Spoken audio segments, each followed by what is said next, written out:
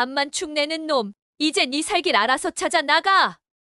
부모 없이 자란 민호는 이모한테 빌붙어 살다가 결국 내쫓기게 됐습니다.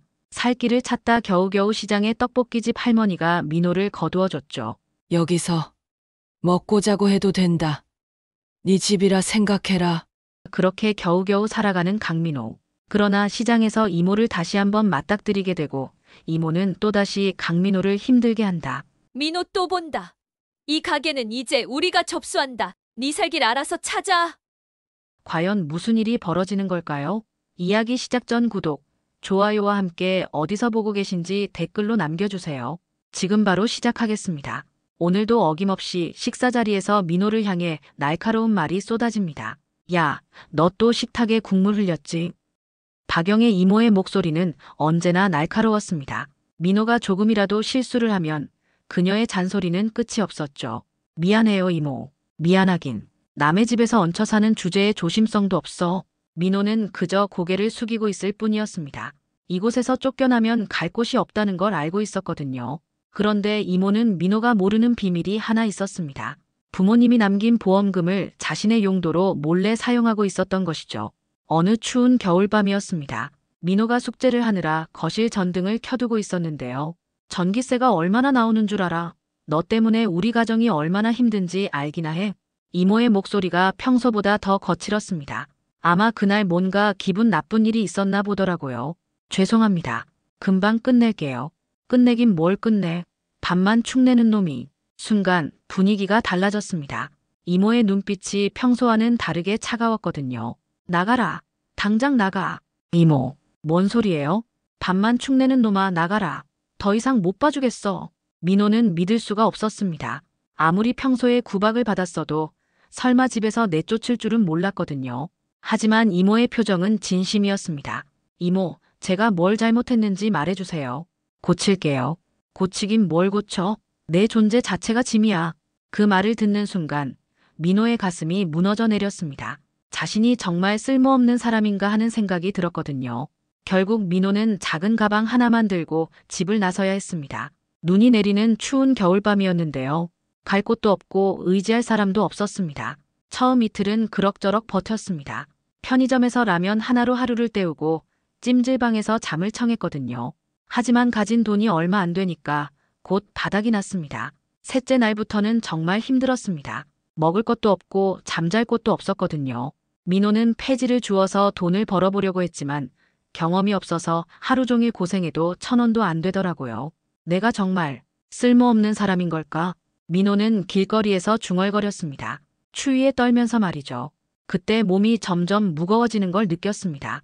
며칠 못 먹은 탓에 기력이 떨어진 거였어요. 마침 지나가던 곳이 재래시장이었습니다. 이미 문을 닫은 가게들 사이로 따뜻한 불빛이 새어나오는 곳이 하나 있었는데요. 은자분식이라는 간판이 달린 작은 백반집이었습니다. 민호는 그 앞에서 주저앉았습니다. 더 이상 걸을 힘이 없었거든요. 그런데 그때였습니다. 얘야, 괜찮니? 따뜻한 목소리가 들렸습니다. 돌아보니 이른이 넘어 보이는 할머니 한 분이 서 계셨어요. 바로 은자분식을 운영하는 최은자 할머니였습니다. 추우면 자고 가라. 그 한마디가 민호의 얼어붙은 마음을 녹였습니다. 낯선 사람인데도 따뜻하게 대해주는 모습에 눈물이 주르륵 흘러내렸거든요. 할머니는 민호에게 뜨끈한 국밥 한 그릇을 내어주었습니다. 그리고 가게 뒤편에 있는 작은 단칸방을 보여주며 말씀하셨어요. 여기서 며칠 지내거라. 추운데 밖에서 어떻게 자니? 민호는 감격했습니다. 세상에 아직 자신을 받아주는 사람이 있다는 걸 깨달은 순간이었거든요. 하지만 그때는 몰랐습니다. 이 만남이 자신의 인생을 완전히 바꿔놓을 거라는 걸 말이죠. 며칠 묵으라던 은자 할머니의 배려가 계속 이어졌습니다. 민호는 고마운 마음에 할머니의 가게 일을 돕기 시작했는데요. 처음에는 정말 간단한 일들이었습니다. 민호야, 바닥 좀 닦아줄래? 네, 할머니. 민호는 누구보다 성실하게 일했습니다. 손님이 흘린 국물 한 방울까지도 꼼꼼히 닦았거든요. 사실 마음속으로는 늘 불안했습니다. 이 가게에서 내쫓기면 갈 곳이 없다는 걸 알고 있었거든요. 그 절박함이 민호를 더욱 열심히 만들었습니다. 테이블 정리, 설거지, 장보기까지 시키지 않은 일도 알아서 했어요. 새벽에 일찍 와서 가게 문을 열고 저녁 늦게까지 남아서 정리를 했습니다. 은자 할머니는 이런 민호의 모습을 지켜보고 계셨습니다. 처음에는 그저 불쌍해서 도와준 거였는데 점점 이 아이가 다르다는 걸 느끼기 시작했어요. 다른 또래 아이들과는 확실히 달랐습니다. 어른스럽고 책임감이 있었거든요. 며칠 후 할머니는 특별한 제안을 하셨어요. 민호야, 떡볶이 만드는 법 배워볼래? 민호의 눈이 번쩍 뜨였습니다. 지금까지는 단순한 허드렛 일만 했는데 요리를 가르쳐 주신다는 것이었거든요. 정말요? 저 같은 애가 해도 될까요? 넌 다른 애들과 달라. 뭐든 끝까지 해내는 게 보여. 할머니는 민호에게 떡볶이 소스 만드는 법을 조금씩 알려주기 시작했습니다. 고추장, 간장, 설탕의 비율부터 시작해서 가장 중요한 멸치 육수 끓이는 법까지 말이죠. 민호는 할머니의 말 한마디 한마디를 메모지에 받아 적었습니다. 고추장은 어떤 브랜드를 써야 하는지, 간장은 진간장을 써야 하는지, 국간장을 써야 하는지, 설탕은 얼마나 넣어야 하는지까지 세세한 부분도 놓치지 않았어요. 그리고 무엇보다 중요한 멸치 육수는 머리와 내장을 제거한 멸치를 찬물에서부터 천천히 30분간 끓여야 한다는 것도 배웠습니다. 밤늦도록 연습했어요. 처음에는 짜기도 하고 달기도 했지만 점점 나아졌습니다. 할머니는 민호가 실수해도 화내지 않고 차근차근 가르쳐 주셨어요. 오늘은 맛이 좀 났네. 할머니의 한마디에 민호는 하늘을 날 것 같았습니다. 이렇게 칭찬받아 본 게 얼마만인지 모르겠더라고요. 며칠이 지나자 손님들도 민호를 알아보기 시작했습니다. 항상 성실하게 일하는 모습을 보고 있었거든요. 총각, 참 성실하네. 맨날 가게 닫고 있던데. 요즘 젊은 애들은 다 게으른데 너는 다르구나. 이런 칭찬을 들을 때마다 민호는 눈물이 날 것 같았습니다. 태어나서 처음으로 누군가에게 인정받는 기분이었거든요. 이모 집에서는 한 번도 이런 말을 들어본 적이 없었는데 여기서는 사람들이 자신을 칭찬해 주는 거예요. 할머니도 민호를 보는 눈빛이 달라졌습니다. 처음에는 그저 불쌍한 아이로 봤는데 이제는 정말 가족처럼 여기기 시작한 거죠. 민호야, 너 여기서 계속 지내면 어떨까? 정말요? 제가 여기 있어도 되나요? 당연하지. 넌 이제 우리 가게 식구야. 그날 밤 민호는 처음으로 마음 편히 잠들 수 있었습니다. 드디어 자신만의 자리를 찾은 것 같았거든요. 더 이상 떠밀려 다닐 필요가 없었어요. 여기가 바로 자신의 집이고 자신의 일터였습니다. 시간이 흐르면서 민호의 실력도 늘었습니다. 할머니가 시키지 않아도 알아서 멸치 육수를 끓이고 떡볶이 소스도 혼자서 만들 수 있게 됐어요. 손님 응대도 자연스러워졌고 가게 운영의 전반적인 흐름도 파악하게 되었습니다. 민호는 할머니에게서 요리뿐만 아니라 삶의 철학도 배웠습니다. 정직하게 장사하는 법, 손님을 대하는 마음가짐, 그리고 무엇보다 청결의 중요성을 말이죠. 장사는 맛도 중요하지만 깨끗해야 해. 손님들이 믿고 먹을 수 있어야 하거든. 민호는 할머니의 가르침을 가슴 깊이 새겼습니다. 그리고 매일매일 가게를 더 깨끗하게 만들기 위해 노력했어요. 바닥은 물론이고 벽면까지 꼼꼼히 닦았고 조리 도구들도 항상 깨끗하게 관리했습니다. 손님들 사이에서도 소문이 나기 시작했습니다. 은자 분식이 예전보다 더 맛있어졌고 무엇보다 깨끗해졌다는 이야기가 돌기 시작한 거예요. 그 젊은 총각이 와서 그런 것 같다는 말도 함께 말이죠. 민호는 이런 이야기를 들을 때마다 뿌듯했습니다. 자신의 노력이 인정받는다는 느낌이었거든요. 하지만 그때는 몰랐습니다. 이 작은 변화들이 훗날 큰 문제를 일으킬 거라는 걸 말이죠. 민호가 은자 분식에서 일한 지 몇 달이 지났습니다. 그 사이 가게는 눈에 띄게 달라졌어요. 민호의 꼼꼼함과 성실함이 가게 곳곳에 스며들었거든요. 매일 아침 일찍 와서 바닥을 닦고 테이블을 정리하는 것이 민호의 루틴이 되었습니다. 멸치 육수도 미리 끓여두고 환기도 철저히 해서 밀가루 냄새가 나지 않도록 했어요. 그뿐만 아니라 조리 도구들도 항상 반짝반짝하게 닦아놨고 식재료 보관도 체계적으로 관리했습니다. 이런 작은 변화들이 쌓이면서 손님들의 반응이 달라지기 시작했습니다. 여기 냄새가 없어서 좋아요. 맞아요. 예전에는 좀 텁텁했는데 요즘은 깨끗해서 좋네요. 손님들이 느끼는 변화는 단순히 청결함만이 아니었습니다. 민호가 끓인 떡볶이는 할머니의 레시피를 정확히 따르면서도 더욱 일정한 맛을 유지했어요. 매번 똑같은 온도에서 똑같은 시간만큼 끓이고 양념의 비율도 정확히 맞췄거든요. 자연스럽게 손님 수도 늘어났습니다. 점심시간 전부터 줄이 서는 날도 생겼어요. 예전에는 시장 깊숙한 곳에 있어서 찾아오기 어려웠는데 이제는 일부러 찾아오는 손님들이 많아진 거죠. 시장 상인들 사이에서도 화제가 되었습니다. 다들 은자 분식의 변화를 신기하게 바라봤어요. 은자 언니 가게 요즘 잘 되더라. 그러게. 그 젊은 애가 와서 그런가 봐. 줄까지 서더라고. 신기하네. 매출이 얼마나 올랐는지 궁금하다. 이런 소문들이 시장 곳곳에 퍼져나갔습니다. 사실 그렇게 큰 변화는 아니었는데 입에서 입으로 전해지면서 과장되기 시작했어요. 하루 매출이 2배가 됐다느니, 손님이 몰려서 재료가 떨어진다느니 하는 이야기들이 돌았습니다. 그런데 어느 날 예상치 못한 방문자가 나타났습니다. 두꺼운 퍼코트를 입은 중년 여성이 시장에 들어왔어요. 바로 민호의 이모 박영희였습니다. 그녀는 시장을 돌아다니며 상인들에게 이상한 질문을 하기 시작했어요. 처음에는 자연스럽게 접근했습니다. 여기 은자분식이 어디에 있나요? 저기 안쪽에 있는데요. 왜요? 아, 그냥요. 그런데 요즘 장사가 잘 된다던데 정말 그런가요? 상인들은 처음에는 별 생각 없이 대답했습니다. 맞아요. 예전보다 확실히 손님이 늘었어요. 그럼 매출도 꽤 올랐겠네요. 글쎄요. 그건 직접 물어보시는 게 좋을 것 같은데요. 하지만 박영희는 포기하지 않았습니다. 이 상인 저 상인을 만나며 계속 정보를 캐내려고 했어요. 하루 매출이 얼마나 되는지, 손님이 몇 명이나 오는지, 원가는 얼마나 드는지까지 세세하게 물어봤습니다. 요즘 정말 손님이 많더라고요. 줄까지 서고. 네, 점심시간에는 정말 바빠요. 그럼 하루에 몇십만 원은 벌겠네요. 이런 식으로 정보를 수집하는 박영희의 모습을 본 상인들은 조금씩 의아해하기 시작했습니다. 왜 갑자기 나타난 사람이 남의 가게 사정을 이렇게 자세히 묻는지 이상했거든요. 오후가 되자 박영희는 직접 은자분식에 나타났습니다. 민호는 그녀를 보는 순간 몸이 굳었어요. 이모. 어머, 민호야. 잘 지내고 있었구나. 박영희의 목소리는 예전과 달리 달콤했습니다. 하지만 그녀의 눈빛은 계산적이었어요. 가게 안을 훑어보며 손님 수를 세고 메뉴 가격을 확인하고 조리 과정까지 유심히 지켜보고 있었거든요. 은자 할머니는 박영희를 보자마자 직감했습니다. 오랜 세월 장사를 하면서 터득한 직감이었죠. 저희는 사람을 계산으로만 봐. 할머니가 민호에게 조용히 말씀하셨어요. 그 말 속에는 경고의 의미가 담겨 있었습니다. 민호는 등줄기에 식은땀이 흘렀습니다. 이모가 왜 갑자기 나타났는지, 왜 가게를 이렇게 자세히 살펴보는지 뻔히 보였거든요. 그녀의 눈빛에서 탐욕을 읽을 수 있었어요. 박영희는 한참 동안 가게를 둘러보더니 말했습니다. 참 잘해놨네. 깨끗하고. 겉으로는 칭찬하는 것 같았지만 민호는 그 말 뒤에 숨겨진 의도를 알 수 있었습니다. 이미 가게의 가치를 평가하고 있는 거였어요. 그날 저녁 박영희가 떠난 후 민호는 가게 노트 한 켠에 작은 메모를 남겼습니다. 이모의 눈빛이 수상하다. 뭔 일이 벌어질 것 같음. 각종 기록 철저히 남길 것. 민호는 본능적으로 알았습니다.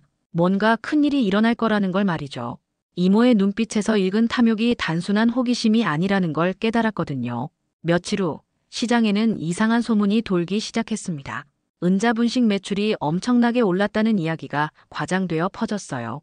하루에 100만 원도 번다는 말까지 나왔습니다. 물론 사실이 아니었지만 이런 소문들이 누군가의 탐욕을 더욱 자극하고 있었습니다.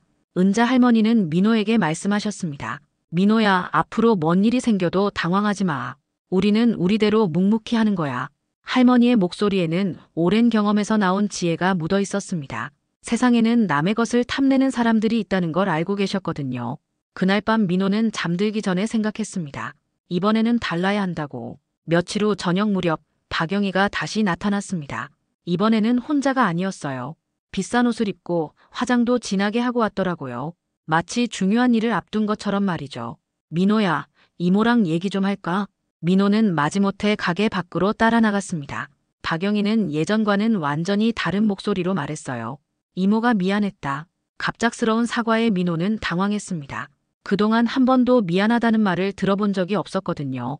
그때 이모가 너무 심했지. 내 부모님한테도 면목이 없고. 박영희의 목소리는 달콤했지만 눈은 초조해 보였습니다. 뭔가 계산을 하고 있는 것 같았어요. 우리 집으로 돌아오자. 내가 여기서 고생하는 것보단. 아니에요. 민호의 대답은 짧지만 단호했습니다. 저 어디도 안 갑니다. 여기가 제 자리예요. 박영희의 표정이 순간 굳었습니다. 예상했던 반응이 아니었거든요. 그래, 내가 선택했지. 좋다. 그럼 내가 여기 주인이 될 거야. 무슨 말씀이세요? 곧 알게 될 거야. 박영희는 그 말을 남기고 돌아갔습니다. 민호는 그녀의 뒷모습을 보며 불안함을 느꼈어요. 한 달이 지났습니다. 그리고 정말로 변화가 시작되었어요. 시장 입구 가장 좋은 코너에 새로운 간판이 걸렸습니다. 박간의 떡볶이. 위치가 정말 좋았어요. 시장 입구라서 사람들이 제일 먼저 보게 되는 곳이었거든요. 반면 은자분식은 시장 안쪽 깊숙한 곳에 있어서 찾아가야 하는 곳이었죠. 오픈 첫날부터 박간에는 화려한 마케팅을 시작했습니다. 유튜브 먹방 유튜버들이 와서 촬영을 하고 블로그 리뷰어들도 줄을 섰어요. 원조 은자분식의 손맛을 잇는다. 이런 문구가 곳곳에 붙었습니다. 민호는 그 글귀를 보고 분노가 치밀었어요. 거짓말이었거든요. 더 충격적인 건 길거리 현수막이었습니다. 시장 위생 최악각의 주의. 화살표는 명백히 은자분식 쪽을 가리키고 있었어요. 민호는 주먹을 꽉 쥐었습니다. 은자 할머니는 이 모든 상황을 보고 한숨만 쉬셨어요. 말로 이기긴 어렵다. 할머니, 우리도 뭔가 해야 하는 거 아니에요? 민호야, 우린 맛과 청결로 갑시다. 그게 우리 방식이야. 할머니의 말은 다짐이자 선언이었습니다. 하지만 현실은 녹록지 않았어요. SNS에는 익명으로 올라온 글들이 돌기 시작했습니다. 은자분식 위생 상태 정말 별로네요. 바퀴벌레도 봤어요. 거기 음식 먹고 배탈 났어요. 조심하세요. 모두 거짓말이었지만 사람들은 믿기 시작했습니다. 그리고 자연스럽게 발길이 박간애로 향했어요. 새벽에는 원조는 박간애라는 전단지가 시장 곳곳에 깔렸습니다. 누가 뿌린 건지는 뻔했지만 증거가 없었어요. 손님들은 호기심에 입구 쪽 박간애로 몰렸습니다. 화려한 마케팅과 편리한 위치 때문이었죠. 은자분식의 매출은 눈에 띄게 줄어들기 시작했습니다. 반토막이 된 거예요. 그런데 더 큰 문제가 생겼습니다. 은자 할머니가 자꾸 마른 기침을 하시는 거였어요. 할머니, 괜찮으세요? 괜찮다, 괜찮아. 그냥 목이 좀 간질간질해서. 하지만 민호는 알 수 있었습니다. 할머니의 손목 힘이 전보다 약해졌다는 걸 말이죠. 국자를 들 때도 예전만큼 힘이 없어 보였어요. 결국 할머니는 병원에 가시게 되었습니다. 민호는 초조하게 기다렸는데요. 검진 결과는 충격적이었습니다. 위암 3기였어요. 민호가 결과지를 쥐고 멍하니 서 있을 때 시장 입구에서는 박간의 매장의 대기줄이 기세 좋게 휘어져 있었습니다. 할머니, 민호의 목소리가 떨렸습니다. 사랑하는 사람이 아프다는 것도 충격이었지만 하필 이런 상황에서 그런 일이 생겼다는 게 더 가슴 아팠어요. 하지만 할머니는 여전히 강했습니다. 민호야, 우리는 우리 길을 가는 거야. 흔들리지 마. 할머니의 눈빛에는 여전히 의지가 있었습니다. 하지만 민호는 알았어요. 시간이 많지 않다는 걸 말이죠. 과연 이 불공정한 싸움에서 어떻게 이겨낼 수 있을까요? 박간의 공세는 날이 갈수록 더욱 집요해졌습니다. 온라인에는 은자분식을 겨냥한 악성 댓글들이 계속 올라왔어요. 새벽마다 누군가가 체계적으로 글을 올리고 있는 것 같았습니다. 은자분식 진짜 더러워요. 위생 상태 최악. 거기 음식 먹고 식중독 걸릴 뻔했어요. 박간애가 훨씬 깨끗하고 맛있어요. 모두 거짓말이었지만 모르는 사람들은 믿을 수밖에 없었습니다. 온라인 리뷰의 무서운 점이 바로 이런 거였어요. 진위를 가릴 방법이 없다는 것 말이죠. 새벽마다 뿌려지는 전단지들도 계속되었습니다. 시장 상인들이 일찍 와서 치워도 다음 날이면 또 깔려 있었어요. 원조는 박간애입니다. 은자분식은 모조품입니다. 가짜 원조에 속지 마세요. 민호는 이런 전단지들을 보며 이를 갈았습니다. 하지만 어떻게 막을 방법이 없었어요. 증거도 없고 신고할 곳도 마땅치 않았거든요. 매출은 정말로 반토막이 났습니다. 예전에는 점심시간에 줄을 서던 가게가 이제는 하루 종일 손님이 몇 명 안 오는 상황이 된 거죠. 하루 매출이 20만 원도 안 나오는 날이 많아졌어요. 더 심각한 건 은자 할머니의 건강이었습니다. 병원 통원 치료를 받으셔야 했는데 할머니는 민호에게 숨기려고 하셨어요. 괜찮다, 괜찮아. 그냥 검사 받는 거야. 하지만 민호는 알 수 있었습니다. 할머니의 발걸음이 예전만큼 힘이 없다는 걸 말이죠. 그리고 식욕도 많이 떨어지셨어요. 예전에는 함께 밥을 드셨는데 이제는 몇 숟갈 드시다가 그만두시곤 했습니다. 어느 날 밤 할머니가 민호를 부르셨습니다. 민호야, 이리 와봐. 할머니는 서랍에서 낡은 노트 하나를 꺼내셨어요. 표지가 해져서 테이프로 붙여놓은 오래된 노트였습니다. 이건 내 전부다. 노트를 펼치자 할머니의 손글씨로 빼곡히 적힌 레시피들이 나왔습니다. 간장의 염도, 고추장의 브랜드, 고춧가루의 맵기 정도, 멸치 육수 끓이는 시간까지 모든 게 자세히 적혀 있었어요. 심지어 계절별로 양념을 조절하는 방법까지 기록되어 있었습니다. 간은 눈이 아니라 혀로 맞춘다. 설탕 한 숟갈의 타이밍이 맛을 좌우해. 할머니는 마지막 비밀까지 알려주셨습니다. 바로 단맛의 균형이었어요. 마지막에 설탕을 넣되 불을 끄기 30초 전에 넣어야 해. 그래야 단맛이 자연스럽게 스며들어. 왜 30초 전이에요? 그래야 설탕이 타지 않으면서도 깊은 단맛이 나거든. 너무 일찍 넣으면 타서 쓴맛이 나고 너무 늦게 넣으면 단맛이 겉돌아. 민호는 손을 떨며 받아 적었습니다. 할머니의 모든 비법이 그 노트에 담겨 있었거든요. 어른, 저 혼자 할 수 있을까요? 민호의 목소리가 떨렸습니다. 할머니 없이 혼자 해낼 자신이 없었거든요. 넌 사람을 먹인다. 그게 장사야. 돈벌이가 아니라 말이야. 할머니의 목소리는 여전히 따뜻했습니다. 음식은 마음을 담는 거야. 내 마음이 깨끗하면 음식도 깨끗해져. 할머니 말씀 잊지 않을게요. 그리고 민호야, 절대 포기하지 마. 진짜는 언젠가 가짜를 이기게 되어 있어. 그것이 할머니가 민호에게 남긴 마지막 가르침이었습니다. 몇 주 후, 은자 할머니는 조용히 눈을 감으셨습니다. 민호는 할머니의 손을 잡고 마지막까지 함께 있었어요. 할머니 감사했습니다. 정말 감사했어요. 꼭 약속 지킬게요. 장례를 치른 후 민호에게는 두 가지가 남았습니다. 통장에 들어있던 1억 원과 레시피 노트 한 권이었어요. 할머니는 나머지 재산은 모두 시장 상인회와 자선단체에 기부하셨더라고요. 박영희는 할머니가 돌아가시자마자 새로운 거짓 선전을 시작했습니다. 은자 어르신의 정통 레시피를 박가네가 계승합니다. 진짜 원조는 박가네입니다. 고인의 뜻을 이어받아 정통 맛을 지키겠습니다. 민호는 이런 거짓말을 보며 주먹을 꽉 쥐었습니다. 하지만 혼자서는 어떻게 할 방법이 없었어요. 법적 대응을 하려면 돈도 필요하고 전문 지식도 있어야 했거든요. 결국 은자 분식은 문을 닫아야 했습니다.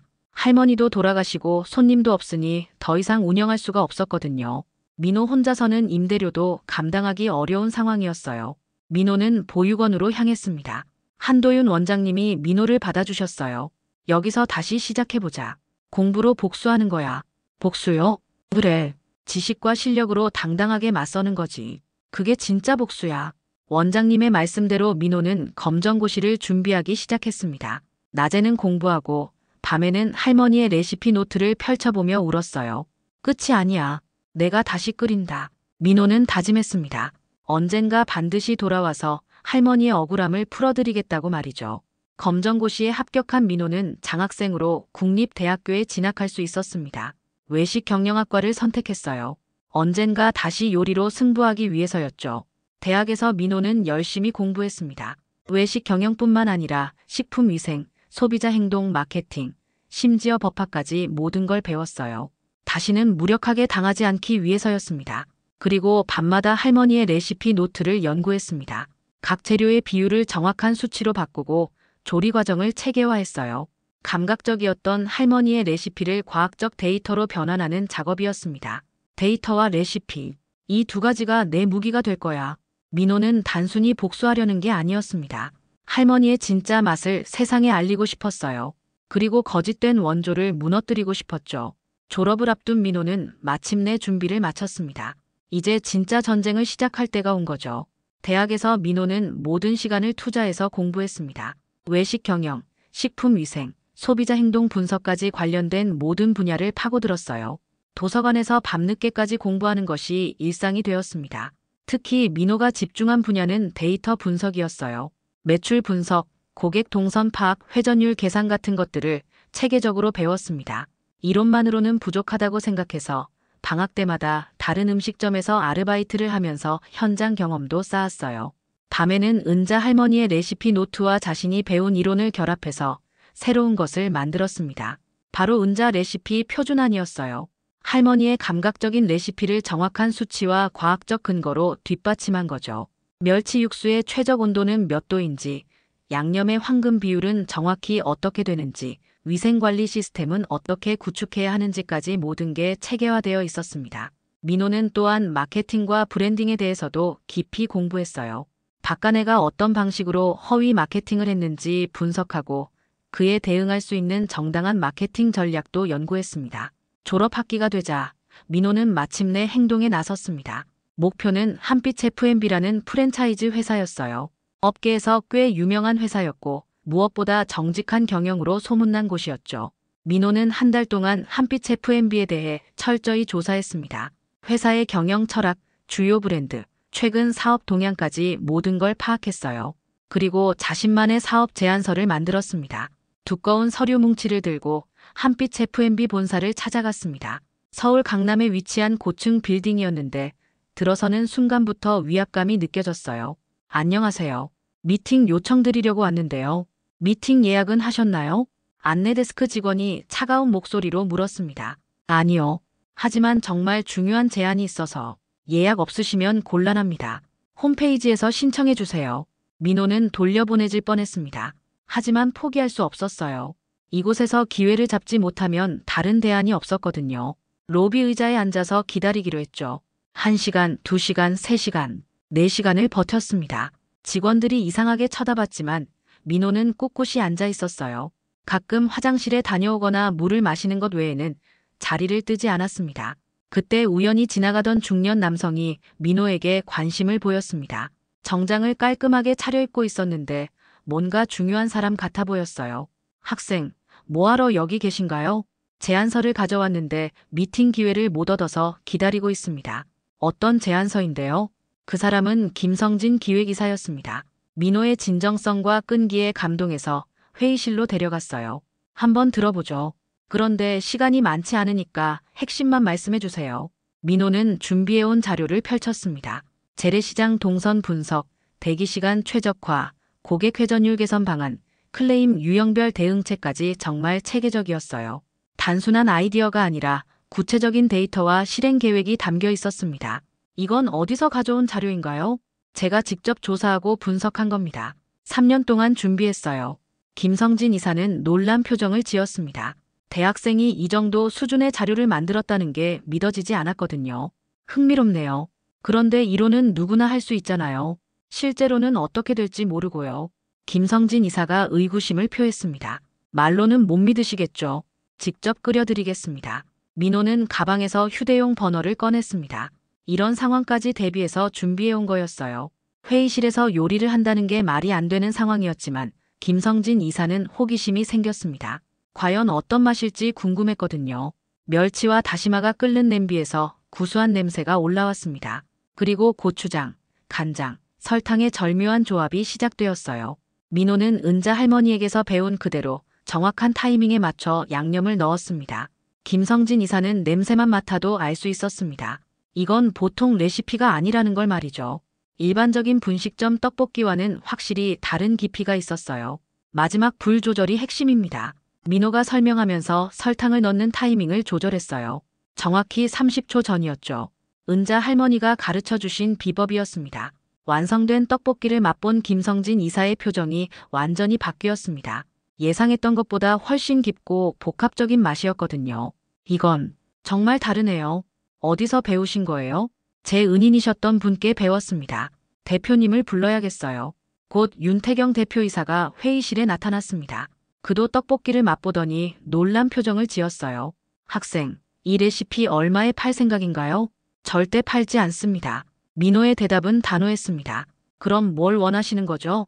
저에게 가게 한 칸을 주세요. 그 시장, 그 옆으로요. 민호는 자신의 조건을 말했습니다. 바로 은자분식이 있던 그 시장에서 다시 시작하고 싶다는 거였어요. 그런데 조건이 하나 더 있습니다. 뭔가요? 원조 사칭과 카피캣에 대한 법적 조치. 이게 조건입니다. 윤태경 대표는 잠시 생각했습니다. 레시피는 정말 훌륭했지만 조건이 까다로웠거든요. 법무팀과 PR팀 지원까지 해달라는 건가요? 네. 정당한 경쟁을 위해서는 필요합니다. 민호는 자신의 계획을 차근차근 설명했습니다. 단순히 맛으로만 승부하는 게 아니라 거짓 원조들을 법적으로 무너뜨리겠다는 거였어요. 그리고 그 과정에서 브랜드의 진정성을 증명하겠다는 전략이었습니다. 흥미로운 제안이네요. 하지만 위험 부담도 크고 제가 실패하면 계약 해지하시면 됩니다. 대신 성공하면 윈윈하는 거죠. 민호의 자신감과 구체적인 계획에 윤태경 대표가 마음을 바꿨습니다. 좋습니다. 해보죠. 드디어 계약이 성사되었습니다. 오전 10시. 박간의 떡볶이 바로 오른편에서 셔터가 올라갔습니다. 새로운 간판이 반짝였어요. 한빛 F&B 은자 레시피. 사람들은 처음에는 그냥 눈길만 주었습니다. 또 다른 프랜차이즈가 생겼나 보다 하고 말이죠. 하지만 점심시간이 되자 상황이 달라졌습니다. 첫 시식 행사에 사람들이 줄을 서기 시작한 거예요. 민호는 직접 국자를 들고 떡볶이를 끓였습니다. 은자 할머니에게서 배운 그대로 정성을 다해서 말이죠. 맛 한번 보세요. 첫 번째 손님이 떡볶이를 맛보더니 눈이 커졌습니다. 이거 맵기가 깔끔하네요. 맞아요. 속이 안 더부룩해요. 여기 진짜 맛있는데? 입소문이 퍼지기 시작했습니다. 그리고 무엇보다 사람들이 놀란 건 청결함이었어요. 여기 정말 깨끗하네요. 주방이 다 보이니까 좋아요. 위생 상태가 확실히 다르네. 손님들이 음식 사진을 SNS에 올리기 시작했습니다. 특히 청결 인증샷이라는 해시태그와 함께 말이죠. 박영희는 이 상황을 보고 초조해하기 시작했습니다. 예상보다 민호 가게의 반응이 좋았거든요. 그날 밤부터 인터넷에 이상한 글들이 올라오기 시작했습니다. 새로 생긴 프랜차이즈, 공장에서 만든 소스 쓴다던데요. 원조는 박간혜입니다. 가짜에 속지 마세요. 한빛 가게는 그냥 돈 벌려고 만든 가짜예요. 하지만 이번에는 달랐습니다. 민호 뒤에는 한빛 F&B의 법무팀이 있었거든요. 정한을 법무팀장이 즉시 움직였습니다. IP 로그 확보 요청하겠습니다. 허위사실 유포는 형사고발 대상이에요. 민사소송도 동시에 진행하죠. 손해배상까지 청구할 수 있습니다. 법무팀의 대응은 칼 같았습니다.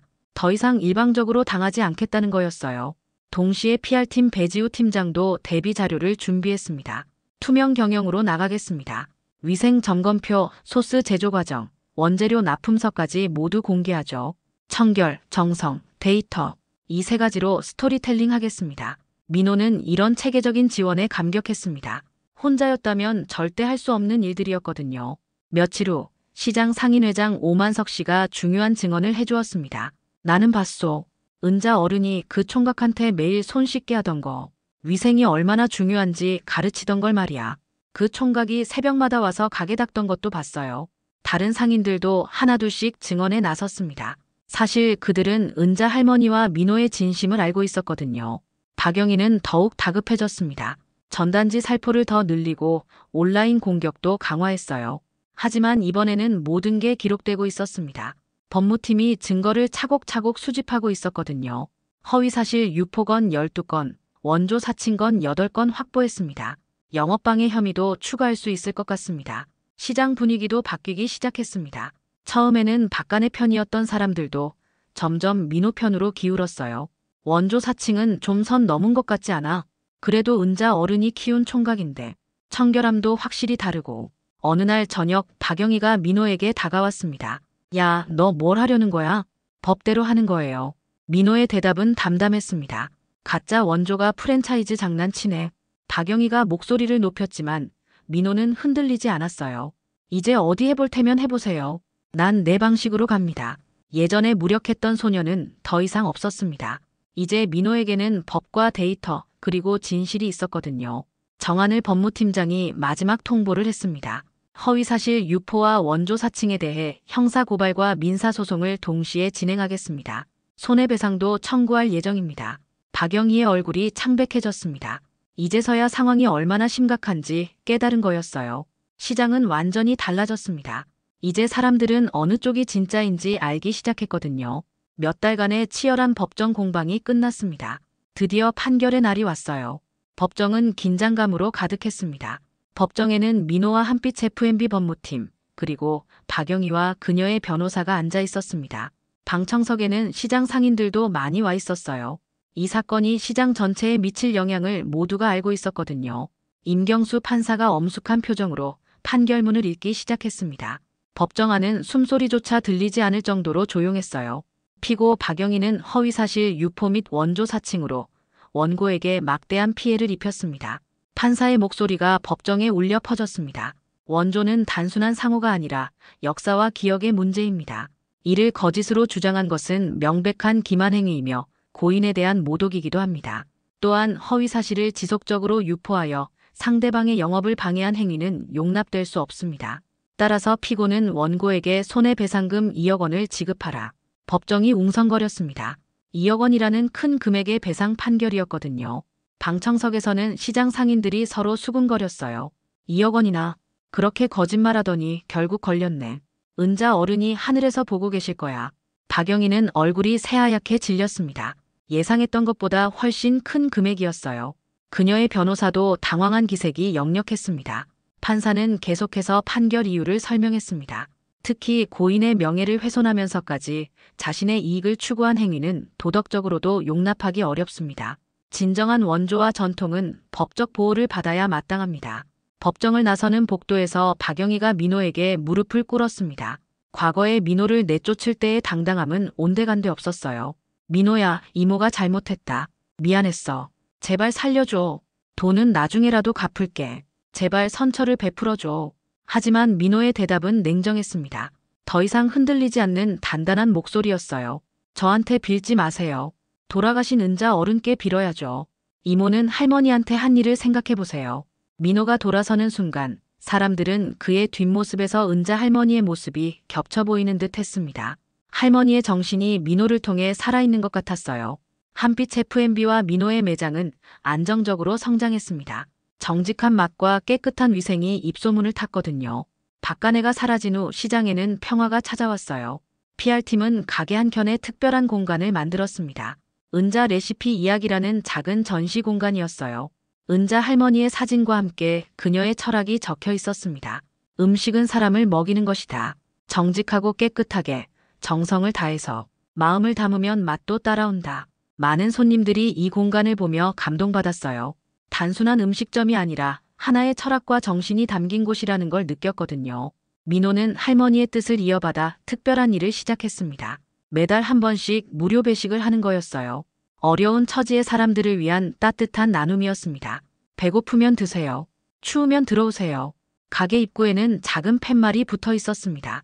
바로 은자 할머니가 민호에게 해주셨던 그 말이었어요. 노숙인들과 어려운 처지의 사람들이 하나둘씩 찾아왔습니다. 민호는 그들을 따뜻하게 맞아주었어요. 과거 자신이 그랬던 것처럼 말이죠. 여기 앉으세요. 따뜻한 걸로 드릴게요. 고맙습니다. 정말 고마워요. 천만에요. 드시고 힘내세요. 이런 모습을 본 일반 손님들도 감동받았어요. 그리고 자발적으로 무료 배식에 동참하기 시작했습니다.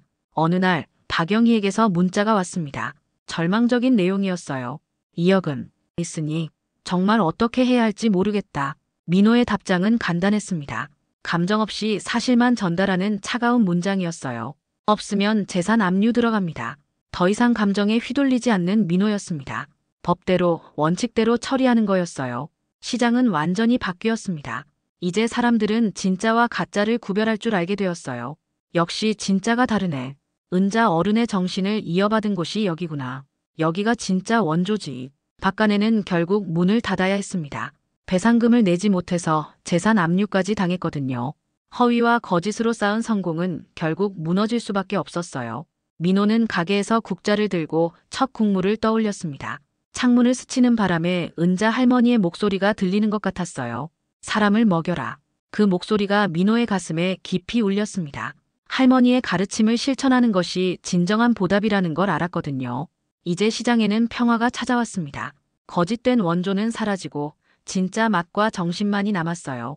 매월 열리는 무료 배식 날에는 많은 사람들이 찾아왔습니다.